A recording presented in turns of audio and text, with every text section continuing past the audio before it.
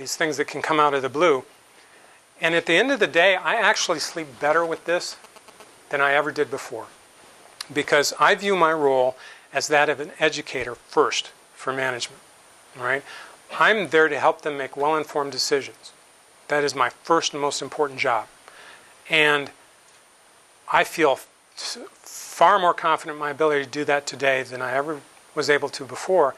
And because of the nature of the relationship, it used to be that I would say, this is what you must do. Right? Now I'm coming to them and saying, here's the risk associated with it. Here are your options. Make a choice. Right? And here, the ramifications of these options and that sort of thing. And so they would be making a choice, and as long as I felt I had done a good job of providing them with information, the best job I was able to, I slept great.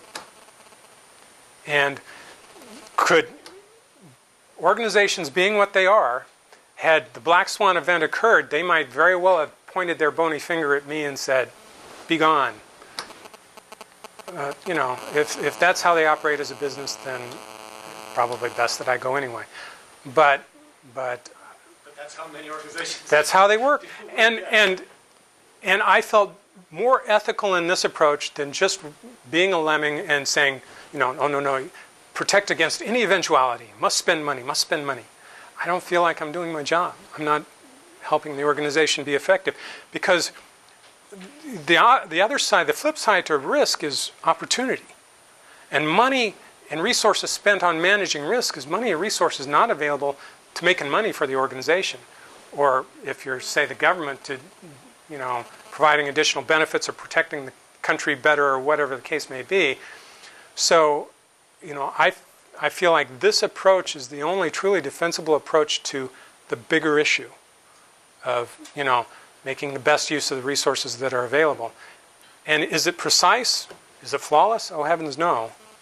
But I would argue that is more effective than a Chicken Little approach, and in many cases, especially in specific scenarios, it's far more effective than blindly following best practice.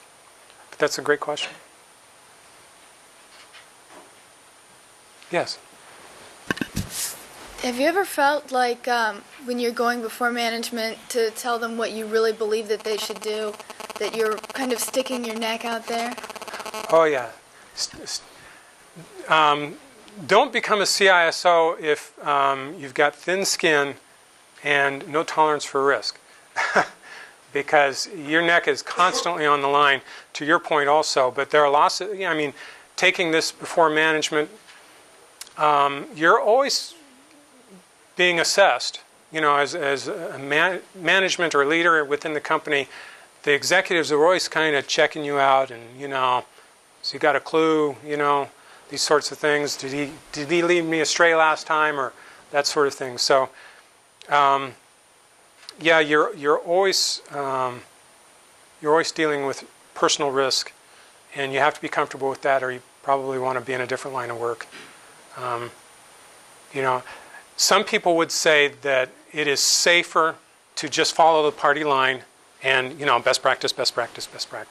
It's like the old phrase, you never get fired for hiring IBM, I know a specific exception to that. It's a friend of mine. but that may be true, but I don't think it's ethical, is my perspective. It's a coward's approach or something, but good question. Yes? Do you think that these risk assessment methods could be adapted to domains outside of information security, like airport or bank security? Absolutely. In fact, the approach is agnostic with regard to risk domain, and it is particularly effective for operational risk type issues. So those could be things like IT risk other than security related.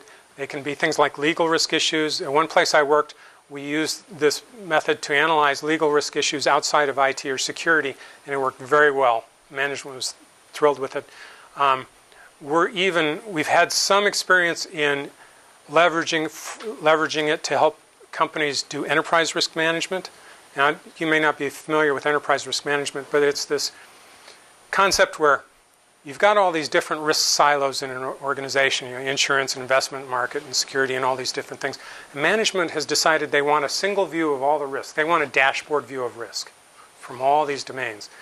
And that is just terribly difficult to do because all these different domains treat risk just a little bit differently and they use different terminologies. And so it's almost impossible to normalize data and roll up anything meaningful.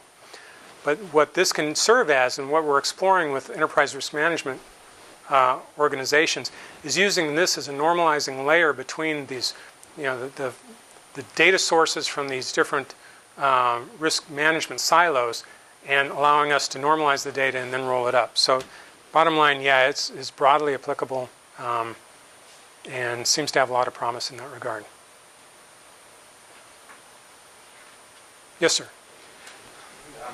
Some or maybe most of the students receiving this class are going to end up having a career in information security.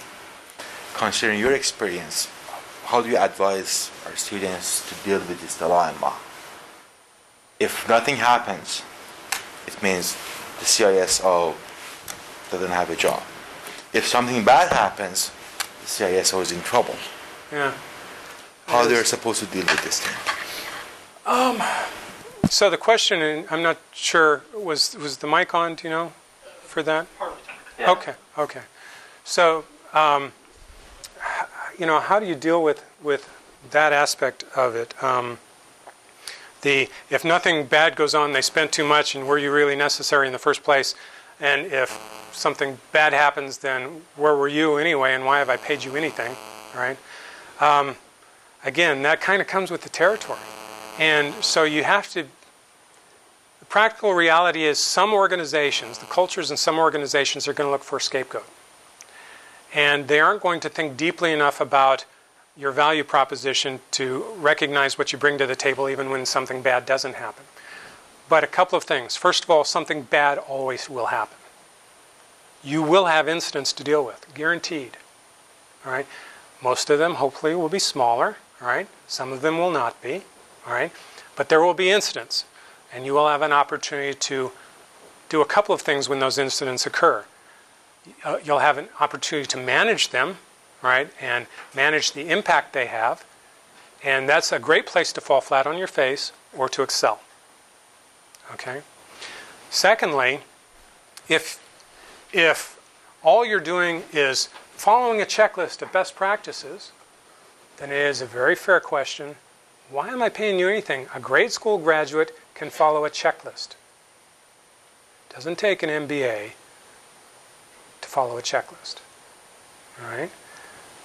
If you want to apply critical thinking skills, if you want to, deal with complex issues, not black and white issues, none of our issues are black and white, they're all gray. If you want to deal with them effectively, all right, you apply critical thinking skills. That's what we get paid for, at least what we get paid well for. And so it's a very fair question. If you're not performing that way, if you're treating it as a checklist issue, black and white, why are you there? They can get anybody to do that. All right? But when you start dealing with management and bringing complex issues to them, explaining it clearly, providing them with options, helping them reduce and manage costs and that sort of thing, if bad things don't happen, you've still shown value. Right?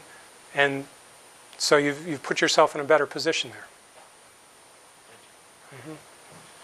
Quick question. Yes, sir. With the caveat knowing that every company is different and everybody's risks are different, can you pinpoint a common practice that everybody assumes is a best practice that almost across the board, regardless of who you talk to, is one of those things that can probably fall in that it's not the most effective thing you can do for security? Well, I can come close to that. I can tell you that in exceedingly rare circumstance, it is exceedingly rare for companies to do any sort of logging or intrusion detection that matters. All right? They will spend boatloads of money on storage for logs. They will spend boatloads of money on, fancy intrusion detection systems, and then nobody pays any attention to that data, those systems. It is one of the biggest places